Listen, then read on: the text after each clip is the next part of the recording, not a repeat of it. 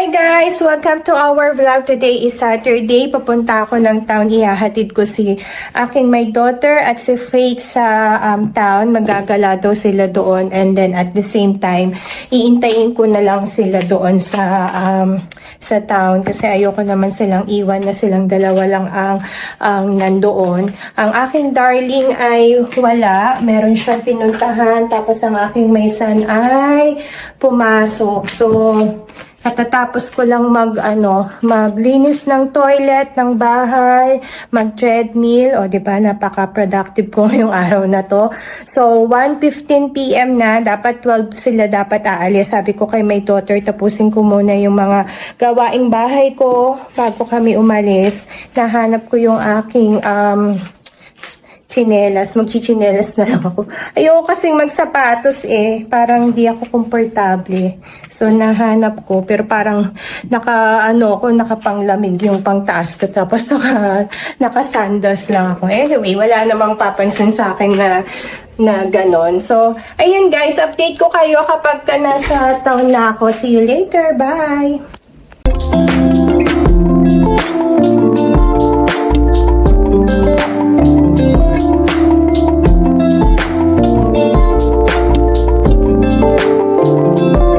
So, hi guys, nandito na kami sa car.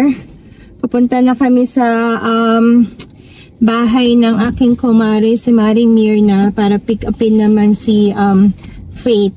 Ang aking darling ay nasa town, tumawag na. Sabi niya sa akin ay magkita na lang daw kami doon, pero hindi ko pa siya natawagan talaga para ma-check kung saan exact location na pagkikitaan namin ng aking darling. So, weather check, napakaganda ng weather guys ngayon. Hindi ko na set up yung isang camera, kaya yung mukha ko muna yung makikita nyo. Kasi nagmamadali na kami dahil nga 12 dapat sila aalis, na-move dahil nga sabi ko kay my daughter ay linisin ko muna yung bahay para pag uwi ko ng bahay mamaya ay pahinga na ako, kung makakapagpahinga nga. Di ko pa nga nailabas yung uulamin namin mamaya, so hindi ko alam kung ano yung kakainin namin. So yun lang guys, update ko kayo mamaya kung makapag-video kami ng aking darling. Mga bata ay mag-iikot daw dun sa Lambton Key sa town. So habang nag-iikot sila doon, kami naman ng aking darling love ay magde-date ko, no? Nagpapadala nga siya ng kape. Nakalimutan kong magtimpla kasi nga nagmamadali na. So bahala na si darling kung gusto niya magkape dun sa town. So yun lang guys, update ko kayo. So thank you for watching. See you later. Bye! Hi guys, naibaba ko na yung dalawa, si Sam at si Faith. Andito kami sa Shelly Bay Baker. Ayun ang aking darling love. Hindi ko alam kung anong bibili niya dito, so kitain ko muna siya guys. Hi guys, katatapos lang namin mag-date ko noon ng aking darling love. Hindi na kami nakapag-video sa loob kasi malakas yung music, baka makapiright kami. So, ayan ang aking darling love. Nagtipid kami, kaya McDonald's yung cafe lang sa McDonald's yung binili niya. Hindi na siya bumili ng coffee dun sa loob ng, Shelly Cafe ba yun? Shelly Bay Cafe. Shelly Bay Cafe. Masarap yung croissant, almond croissant, at saka yung isang almond croissant chocolate tong kinain namin, yung sa almond croissant na may cream sa loob. Oo, yun yung in-order niya. Masarap naman. So, sulit naman, although parang $8 yung isang maliit, pero ganun kasi talaga yung presyuhan dito ng mas malaki kasi yung croissant, mahal nga yun. Oo. Natela siguro yung laman nun. Kaya. So, ayun guys, mag-iikot-ikot muna ako dito sa may Cuba Street. Ang aking darling love ay may pupuntahan ka? Punta siya ng Queen's Gate kasi a-attend siya ng ayoko. Pinibigay sa akin ni darling itong McCafe. See you later guys, bye. Alis na siya. Ingat. Bye-bye. So ako na lang mag-isa guys, maglalakad dito sa may Cuba. Ipasyal ko kayo pero ang daming tao. Napakainit. Di ko makita yung sarili ko sa phone kasi nga ang liwanag. Tapos hindi ko alam kung nasaan na yung aking anak, si my daughter. Iniwan ko kasi sila dun sa may Featherstone, not Featherstone, Lambton Key. Nandito ako sa may Cuba Street. So mag-ikot-ikot ako dito. Dito na lang muna ako maglalakad habang naantay sila kasi dito ako mahirap maghanap ng parking na yun, ang daming tao. So yun lang guys, pakita ko sa inyo Cuba ang hangin. So, pakita ko sa inyo ang Cuba guys. Okay guys, nandito na ako sa Cuba Street. Ayan ang Scopa. Masarap yung hot chocolate yan. Kaso lang napakamahal. Parang yung last time na bili namin, parang $8 or almost $9 yung sobrang liit na hot chocolate. So, ayan guys, dito yung Cuba Street. Marami ditong mga shop tsaka kainan. So, kung makikita nyo, ayan, medyo maraming tao. Maraming na yan sa akin guys kasi usually pagka pumunta ako dito weekdays, konti lang yung mga tao. Saturday kasi ngayon, so ayan, makikita nyo medyo maraming tao. So ayan guys, so daming kumakain dyan. Punta ako ng JD Sports. Titingin ako ng sapatos, yung gusto ko. Habang naantay ko si Sam at si Faith, natawagan ako para pick upin sila. Hindi ko kasi alam kung ano oras sila matatapos. Ayan guys. Meron ditong ayan yung Zelati na, ayun, makikita nyo, yung Zelati Dessert Cafe. Nagtitinda sila ng mga halo-halo, parang gano'n. Hindi ko sure kung Filipino yung may-ari. Parang once pa lang kami or twice pa lang kami nakakain dyan. Dito yan, dyan sa loob na yan, ayun, yung Zelati na yan. Ayun guys, Zelati Cafe. Ayan. Lakad-lakad muna ako guys. Kita ko sa inyo ang Cuba. So, nandun pa yata sa kabilang dulo yung JD Sports. So, balikan ko kayo guys. Ayan na guys, dito na ako sa may JD Sports. Ayan, dyan ako papasok. Sana pwedeng mag-video. At sana walang background music. Pero parang meron. Meron nga guys, so mamaya ko na lang kayo update.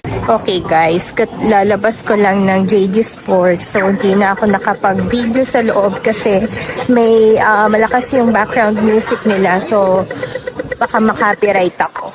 Tawid ako ng kabilang street. Dito naman tayo magtingin-tingin.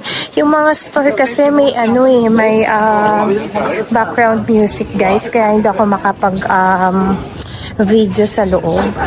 So ayan, meron ditong Athlete's Foot, yung Skechers, nandito yung Hype.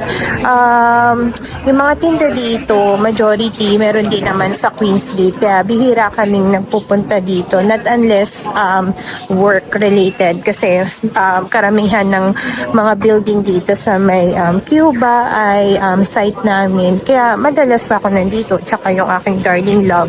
Ayan yung platypus. Pero kami ng mga bata, bihira din kami dito mamasyal kasi nga yung mga tinda rin naman dito is nandun sa Queensgate. So, doon na lang kami sa Queensgate, mas malapit. Ayan, patawid ako ng platypus. Tignan ko kung meron dyan yung sapatos na hinahanap ko.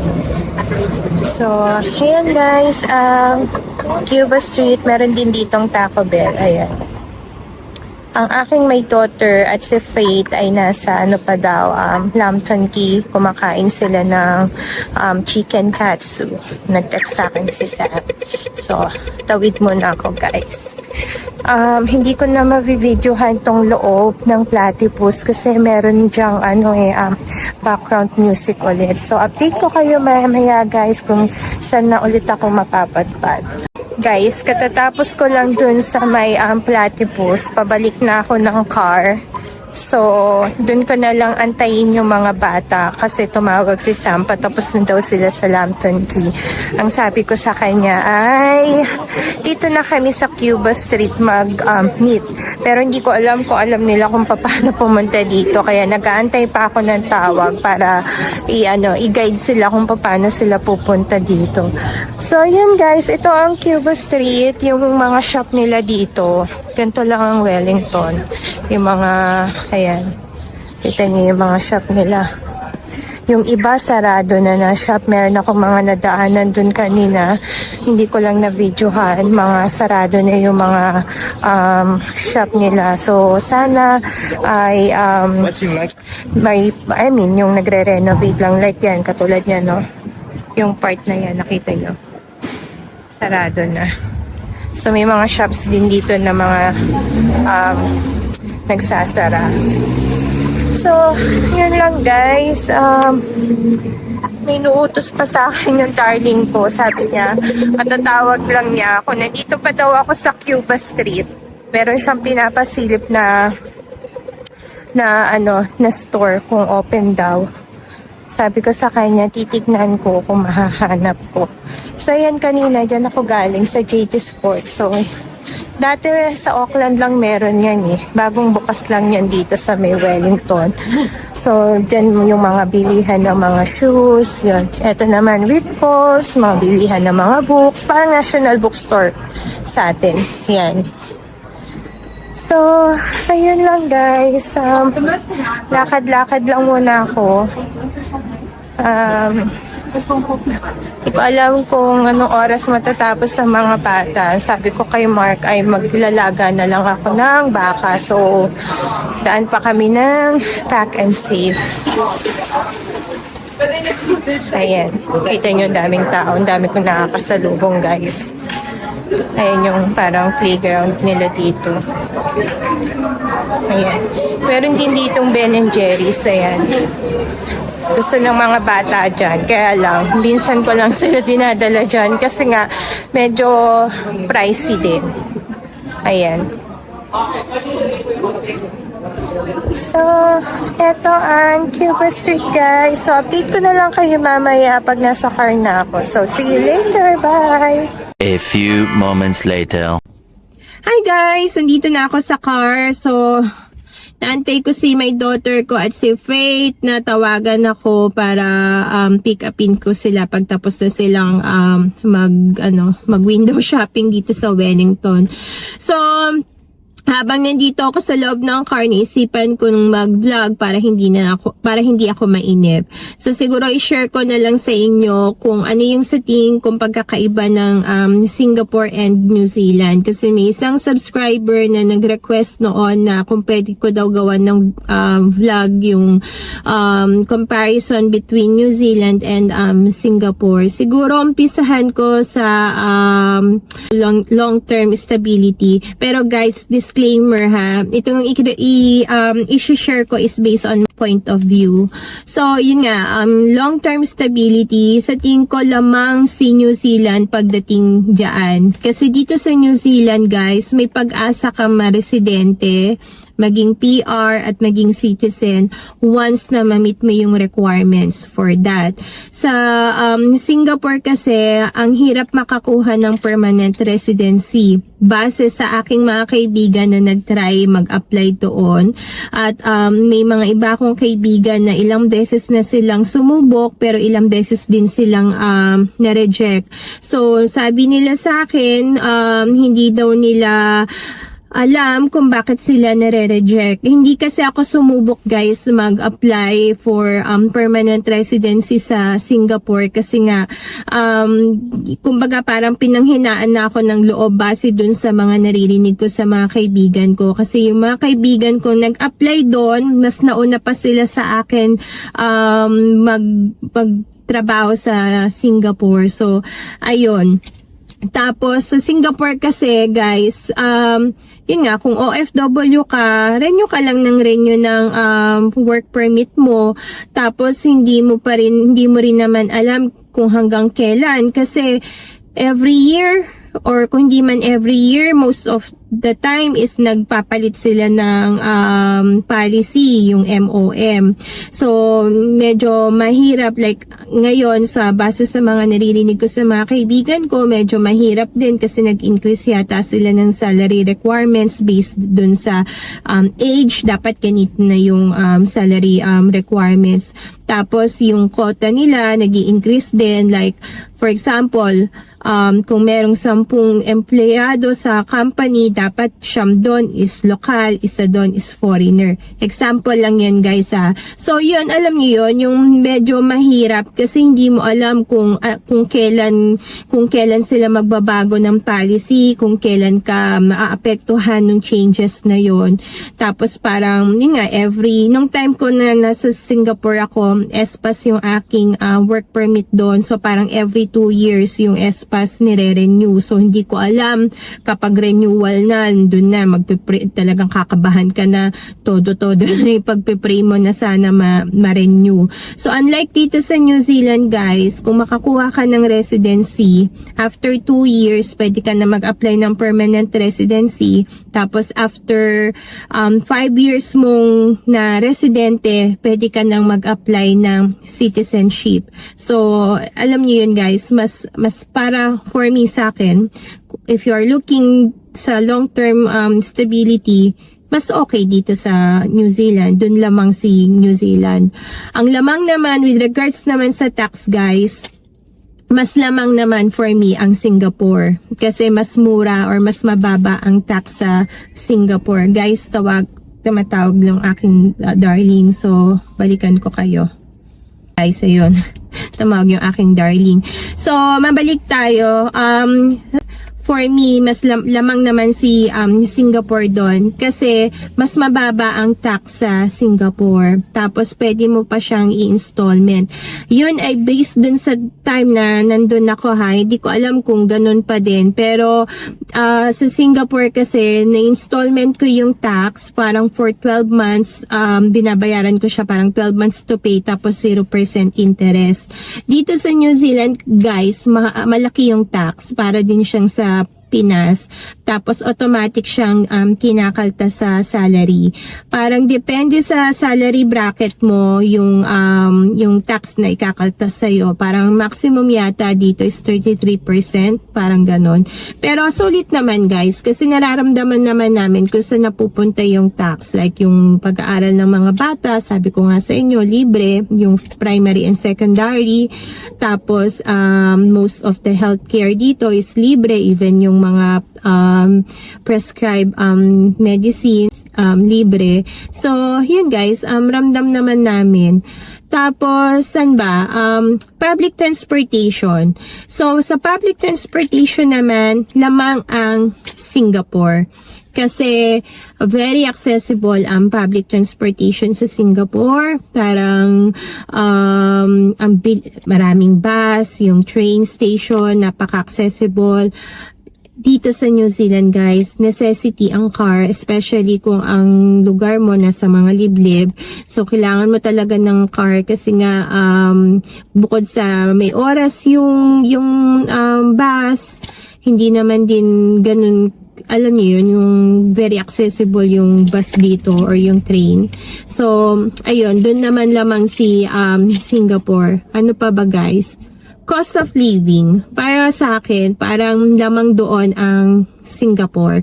For me, mas mura ang cost of living sa Singapore kasi mas mura para sa akin ang bahay sa Singapore. Dito napakamahal guys, even yung pagre-rent ng bahay dito napakamahal. Pagkain mahal din. Sa Singapore kasi makakabili ka like $6 or $7 ng isang meal na or isang malaking noodles. Unlike dito sa New Zealand guys, kung i-compare ko ha, yung worth $6 or $7 na food sa Singapore, dito mga worth $18 or $20 na yung worth ng ganong pagkain. So, mas mahal dito guys. Sa Singapore, makakabili ka ng isang meal ng, yun nga, like $7 or meron pa nga yatang bread na mabibili kang, yung mabubusog ka na ng worth $2 doon. Dito guys, parang wala. Ang pinakamura yata dito, like mga $4, mga ganon, yung medyo kunwari, muffin, ang nabibili kong muffin dito, 4.69, so almost $5 na. So, ayun guys, ano pa ba? Bukod sa yung long-term stability, tax, healthcare, lamang naman si New Zealand. Kasi yung healthcare nga dito, sabi ko sa inyo, most of the healthcare is libre. Sa sa Singapore is may bayad. Tapos, ano pa, work-life balance, lamang doon si New Zealand.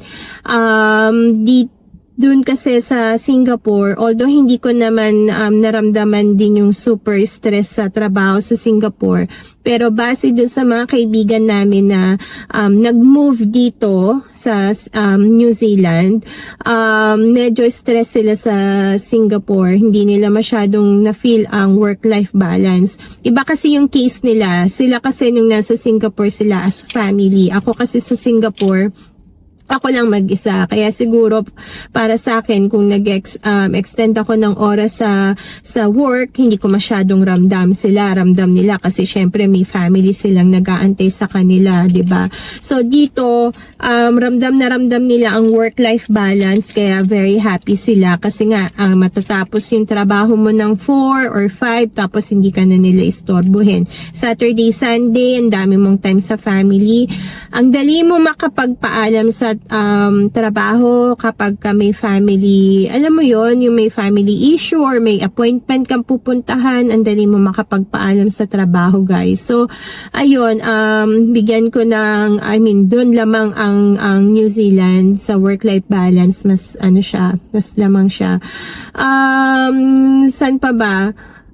Siguro kung mahilig kayo mag-window shopping or mag-shopping, mas lamang naman doon ang Singapore, guys. Balikan kayo. Anak ko naman yung tumatawag. Okay, guys. Going back. So, kung mahilig kayo mag-window shopping, mag-mall, lamang doon ng Singapore. Kasi sa Singapore, maraming mall. Parang every train station yata, may mga mall doon. Maraming shop, maraming kainan, marami kang choices at marami kang mabibili. So in short, mas malaki yung gastos mo doon. Dito sa New Zealand, konti lang yung mga shops, konti lang yung choices. I think nabanggit namin yan sa pros and cons namin na vlog ng aking darling love. Konti lang ang mall, especially dito sa Wellington kung saan kami base. Parang dito 3 lang yung mall, like yung Queensgate, yung North City Mall ata yon sa Porirua, tsaka yung isa yung Coastland Mall naman sa may Param, which is medyo malayo sa amin, like mga 1 hour pa. Pero kumbaga kung i-compare mo yung tatlong yon, mas maraming mabibili or mas marami pang choices and shop sa Queensgate. So ayun guys, so kung mahilig ka sa malls, mag-shopping, mas okay sa Singapore. Pero kung mahilig naman kayo sa mga outdoor activity, lamang doon ang New Zealand. Kasi ang New Zealand, maraming puro outdoor activity dito. Marami kung mahilig kayong mag-trekking, mahilig kayong mag-beach, mag-swimming, mag-beach, mag-picnic, mag-hiking, marami ditong magagawa. So, yun naman. Ano pa ba guys? I think yun lang yung naiisip kong mga pwede kong i-compare. Kung nakatira ka sa Pinas, syempre mas lamang Singapore kasi mas mura ang pamasahe, mas malapit, mas madali kang makauwi. Dito sa New Zealand, ang layo, bukod sa malayo na, ang mahal pa ng pamasahe guys. So bago ka makauwi ng Pinas or makapagbakasyon, talagang pag-iipunan mo kasi sobrang mahal ng pamasahe, tapos ilang oras yung biyahe kasi walang direct flight from New Zealand going to Philippines. So punta pa kami, parang mag-layover pa kami ng Australia. So from Wellington to Australia, 3.5 hours yung biyahe, and then layover doon, and then from Australia to Manila, like 7 hours yata yung biyahe. So ganun kahaba yung magiging biyahe namin. Parang mga 14 hours or 11 hours yata, including na yung, I don't know kung including na yung layover. So, ganon. Hindi katulad sa Singapore, guys. 3.5 hours lang yung biyahe kung galing ka ng Singapore papunta ka ng Manila. Tapos during my time nung nasa Singapore ako, worth 6,000 plus, makakabili na ako ng ticket na two-way, tapos walang baggage, kaya kahit na alam niyo yun, madali ka makauwi pag may long weekend na holiday sa Singapore. Uwi ka ng Pinas kasi worth 6,000 plus lang, makakabili ka na ng ticket. Dito sa New Zealand, hindi mo magagawa yun kasi nga ang mahal ng ticket. So, yun lang guys. So, tumatawag ng aking may daughter. Siguro nagpapasundo na sila. So, thank you for watching and God bless. Bye!